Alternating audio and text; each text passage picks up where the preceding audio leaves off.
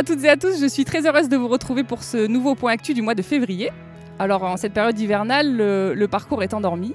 L'équipe terrain en profite pour faire tous les travaux de nettoyage, mais aussi d'entretien du parcours et d'amélioration. Et je vous propose de retrouver Frédéric Marando, notre greenkeeper, qui va vous expliquer tout cela en détail.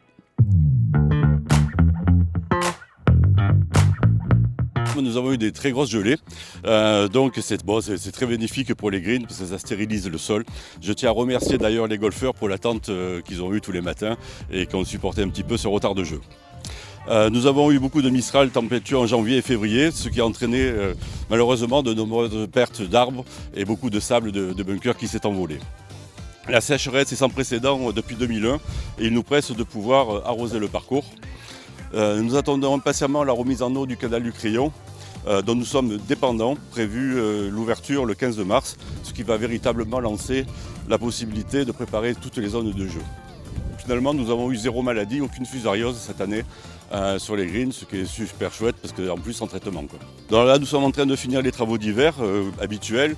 Je veux dire, c'est la taille, la reprise de l'extension des chemins, le curage des roubines.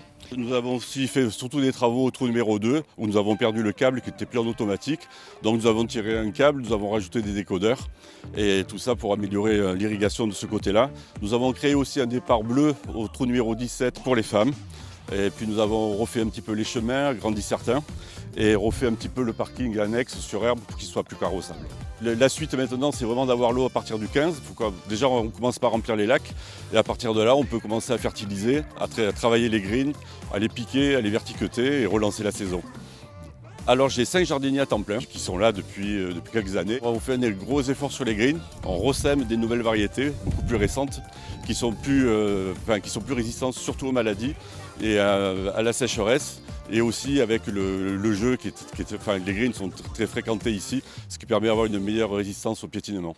Pour ceux qui souhaitent plus d'informations sur l'entretien du terrain, nous avons mis en place avec Greg, notre Ride Pro, pour plus de sensibilisation des jeunes golfeurs à la base, mais aussi pour les golfeurs confirmés, des séances où par groupe de 10, une fois par mois, je fais le tour des zones de jeu, c'est-à-dire qu'en général on part du compact, du départ et on revient par le neuf, et j'explique sur toutes les zones de jeu, les greens, les fairways, quel est l'entretien spécifique, et ça permet aux gens de se rendre compte vraiment du travail et de poser des questions et après d'être plus respectueux aussi du parcours.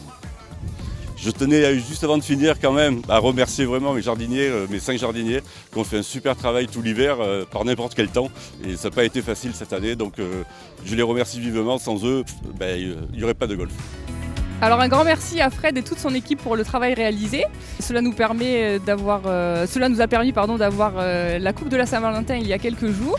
Et je vous annonce donc la compétition qui ouvre officiellement le calendrier sportif chaque année. C'est la Coupe du Président qui aura lieu le 12 mars prochain. Nous aurons l'occasion d'en parler dans le prochain point actu du mois de mars, mais ce sera aussi le moment de retrouver notre responsable sportif Arnaud qui vous fera une présentation des compétitions à venir sur le premier semestre 2022. Je vous dis à très bientôt.